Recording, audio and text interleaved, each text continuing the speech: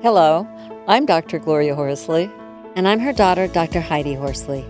Heidi and I want to welcome you to Open to Hope Conversations, the podcast. We believe that the greatest gift you can give yourself after a loss is hope, using this moment to connect with others who have not only survived but thrived. So let's get started. Welcome to the Open to Hope show. I'm your host, Dr. Gloria Horsley, with my daughter and co-host, Dr. Heidi Horsley. Well, Heidi, we're going to talk about an important topic because for so many of our listeners who've had a loss, they know that it's hard to talk about it sometimes, particularly when they're extenuating circumstances like drug overdoses. And we hear so much about that, or suicide. I mean, it just becomes a taboo topic. So we're going to talk about today about facing your losses head on. And we've got a wonderful guest who I know is going to inspire you. Do you want to introduce her, Heidi? I would love to. And I love this topic because there are stigmatized losses, and sometimes people don't talk candidly about them, and they're not getting the support that they need, and people don't know what to say, and they are unique. So we're going to talk today about somebody that knows a lot about this. And our show is called Facing Losses Head On. We are going to talk today with Betsy Thibaut Stephenson. In a course of 6 weeks, Betsy lost her son to suicide, mother-in-law to dementia, and family dog to cancer.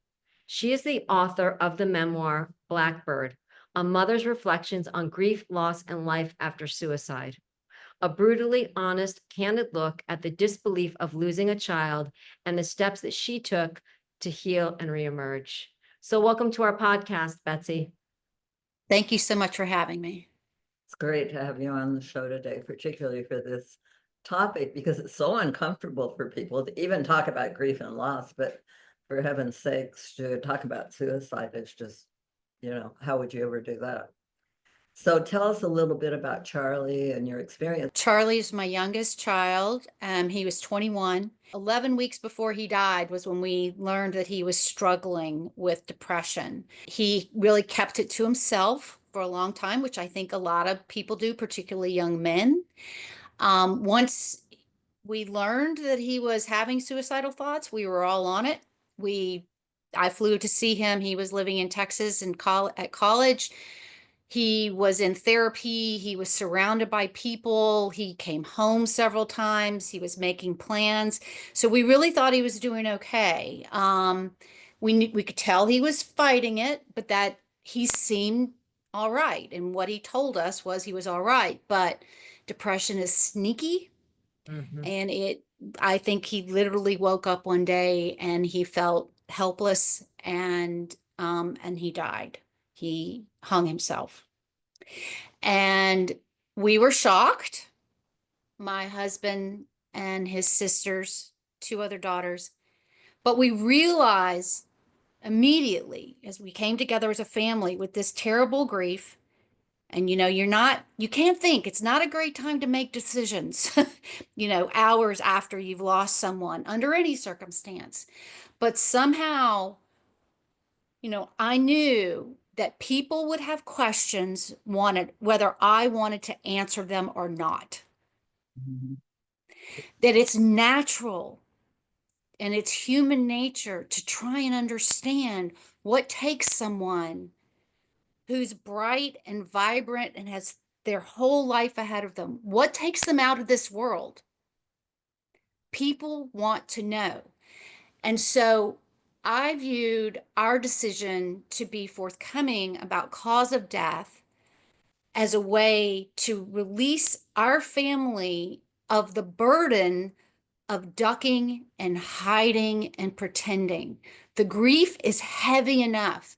It's complicated enough. Your entire life is blown up, right? And if your job is to figure out, how am I going to put my life back together? How am I going to learn to carry this loss and carry my son and have a new relationship with my son, even though he's not here? We knew that being forthcoming about cause of death would help us have a lighter load at the heaviest time in our life. Now I've got to stop you there because it's only been 3 years. How I'm listening to this, could this lady at that time, how could Betsy be so clear-minded? And I wanted to say to people, she worked in crisis communication consultant. Can you talk about what you were doing at the time? Because the way I responded to Heidi's brother's death 42 years ago was because I was in the field of grief, loss, and recovery. So I went on to what I would tell families. So tell us what you were doing as a crisis consultant. So in my day job, I'm a crisis communicator, and I go in and I help companies plan for and respond to the worst possible thing, right? Disasters, injuries, their crisis can take a lot of forms. And so part of my job is to convey to people how important it is to be honest, transparent, and forthcoming with information. Otherwise, you create another layer of complexity to whatever the actual crisis is. So my son died by suicide. That's a crisis if there ever was one. Why would I further complicate me and my family's ability to to to just stay upright, much less, quote, manage this new part of our life by lying or misdirecting, redirecting, or even just being secretive? Now I'm thinking, yeah, but what about the shame and guilt? Well, that was something for me to deal with. And that's where writing helped. And I'm not the first and I won't be the last, but when we have really complicated, hard questions and feelings in our minds, writing them out can help unscramble some of them.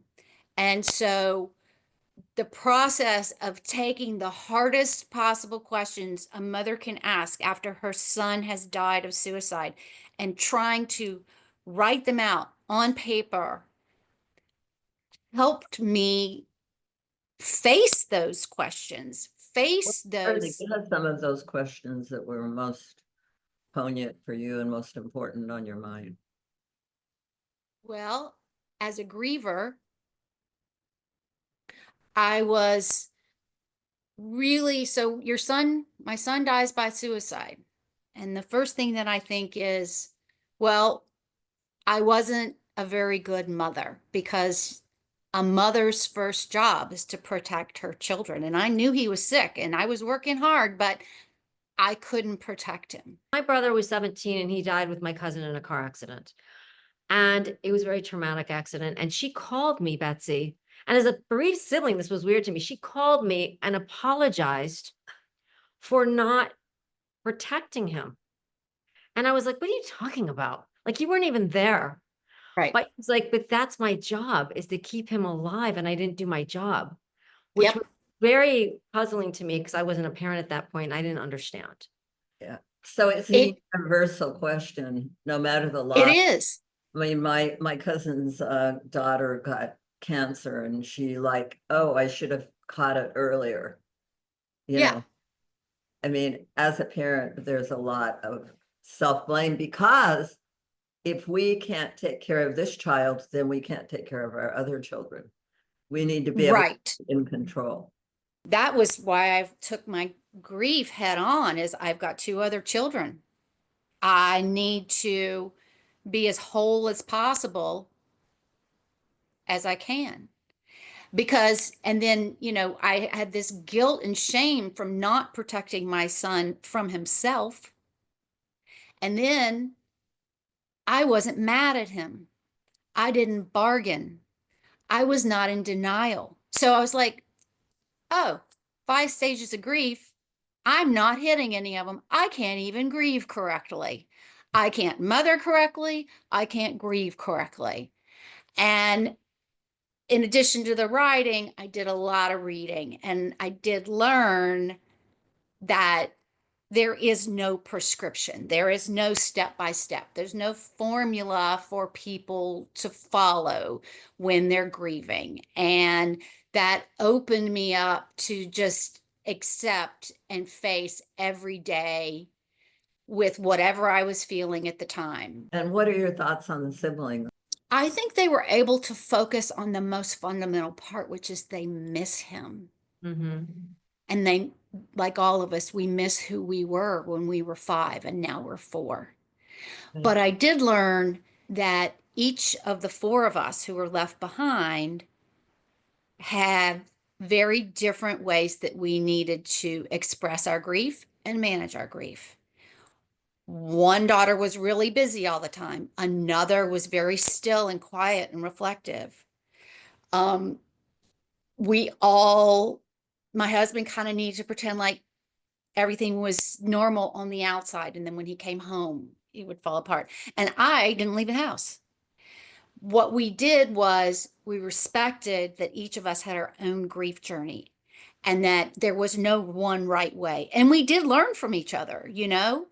If someone is busy and leaving the house, that pulls the one who doesn't want to ever go anywhere out a little bit. If someone is going too fast and not facing their emotions, then they pull the, you know, they get pulled into that important reflection and honesty that needs to happen in order to really, you know, find your footing. So we support each other in our unique grief, and that allows us to, you know, sort of have a more harmonious experience, I Well, think. one thing that I really liked about your book and how you're dealing with this is you got out in front of it quickly and took charge, you know, like took control of how you wanted to tell the story. And Yep. you just put it right out there. My son died by suicide, and he was living with his friends in a house, and he hung himself in his room, and his friend found him. It was like, okay, now that we've cleared up how it happened, let's talk more about him as a person and how we're grieving and how we're finding hope. That was intentional. Just get it out of the way. These are the facts. This is what you want to know. If you picked up this Yes. book, this is what you want to know. What happened to him? Okay, here it is. Here's what Mhm. happened. Now let's talk about how we got there and what's and how we have to learn to go on. Which I loved. And I loved that, like you were saying, he was living a vibrant life with his friends and said that he loved you and texted you at, you know, this, and then ended up dying and you were blindsided. And so, like you're saying, and you are telling us, how do you find hope at this point? And what has helped you the most, do you think? I think a very just brutal acceptance that everything will continue to change. It always did before. It definitely will now. That there are days when I will feel so overwhelmed with sadness and loss and disbelief that it's hard to function. And there are other days when I literally smile with joy at what a beautiful life he had, you know, and how thankful I am that he was a part of it, of our lives. And knowing, expecting the unpredictability, expecting the changes, expecting the surprises, has helped me really just, you know, kind of keep my head up and say, all right, bring it, you know, whatever today is going to bring it. Well, and I would also say to you, Betsy, good, loving, supportive mothers have children that die by suicide. This doesn't match up in my mind, but thank you for saying that. Yeah. I know I didn't cause this. I know I did a lot to try and prevent it, but you know, as a mother, it's hard to let yourself off the hook. Mhm. Like impossible 100%. Yeah. Which is tough because I know there's a lot of mothers out there, and I'm a mom, and my, you know, it's hard to be a mom. And we do the best that we can. And I know there's a lot of mothers out there right now and fathers blaming themselves for things, right? Mhm. We can't control everything. We can't stop everything. We can't know everything. We're not psychic. We're doing the best that we can. We're human. We're doing the best that we can. Now, do you have any special things you do to remember Charlie, or do you want to give us any little rituals or things that your family does? So, how about everything? We talk about him every day. It helps us so much that from day one, he has stayed a part of our family conversation and our friend conversation.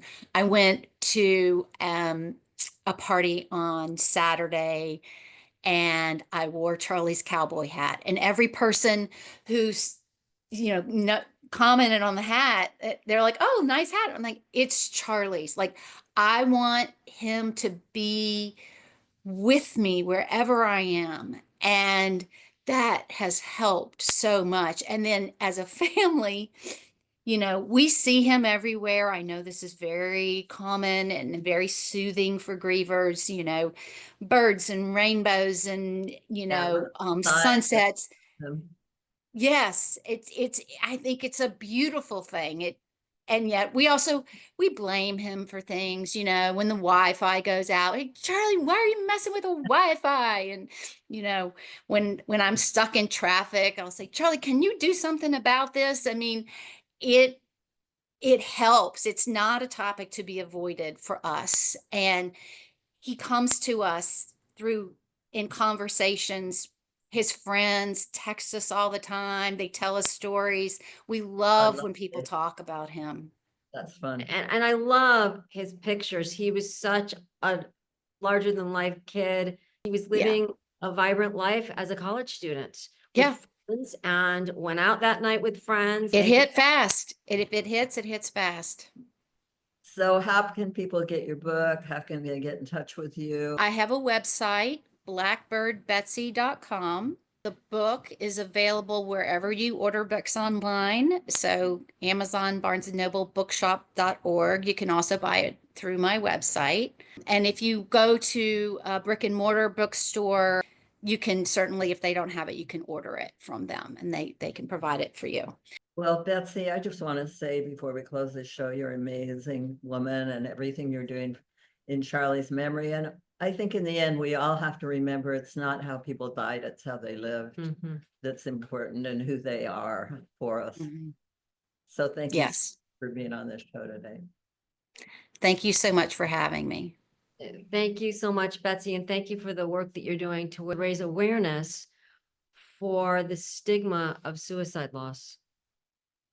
I'm trying one conversation at a time, right? Yes, and we hope you'll share this with your friends and family that have had a suicide because Betsy's doing such important work.